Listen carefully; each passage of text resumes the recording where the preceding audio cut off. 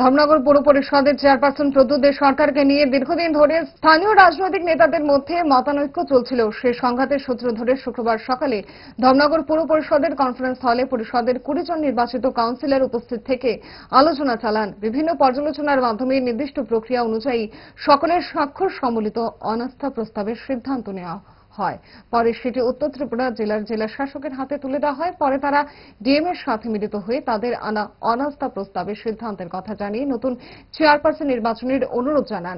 এই মর্মে পুর পরিষদের এক্সিকিউটিভ অফিসার জানান, পুর পরিষদের কাউন্সিলরদের উত্থাপিত অনাস্থা প্রস্তাব জেলা শাসক গ্রহণ করে চেয়ারপারসন পদটি শূন্য বলে ঘোষণা করার পরই পুনরায় কাউন্সিলররা নির্দিষ্ট প্রক্রিয়া অনুযায়ী নতুন চেয়ারপারসন নির্ণয় করবেন। অনাস্থায় বদল হচ্ছে চেয়ারপারসন।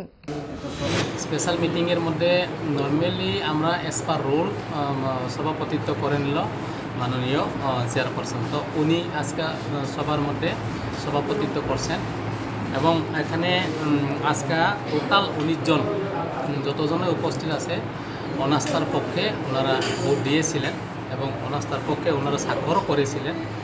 এই অনাস্থার পক্ষে যে স্বাক্ষরিত যে মাইনর্স বা রেজলিউশন এটা মাননীয় ডিএম স্যারের কাছে পাঠানো হবে, কারণ মাননীয় ডিএম স্যার হচ্ছে on behalf of the government এটা অ্যাকসেপ্টিং অথরিটি, উনি অ্যাকসেপ্ট করবেন। তো অ্যাকসেপ্ট যখন উনি করবেন, আজকে যেহেতু এখানে পাস হয়ে গেছে, উনি অ্যাকসেপ্ট করলে পরে চেয়ারম্যানের পদটা শূন্য হয়ে গেল। চেয়ারম্যানের পদটা যদি শূন্য হয় তখন আবার আমরা সমস্ত ইলেক্টেড মেম্বারদেরকে আবার নোটিশ দিয়ে খুব শীঘ্রই আমরা নতুন চেয়ারপারসন ইলেকশনের জন্য একটা সভা ডাকতে হবে এবং ওইখানে যে সিস্টেম অনুযায়ী যে ওনারা চেয়ারম্যানের নাম প্রস্তাব করবেন, একজন প্রস্তাবক, এবং ওনার সমর্থন করা হবে এবং আমরা যে ওনার কাছ থেকে যার নাম প্রস্তাব হইব ওনার কনসেন্ট পেপার নিতে লাগবে এসকার প্রসিডিউরাল।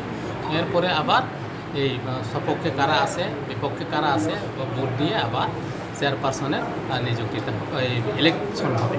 গ্যাস, অম্বল, গলা বুক জ্বালা ও পেটের অন্যান্য সমস্যার থেকে সুরক্ষিত থাকতে ব্যবহার করুন গ্যাসনল।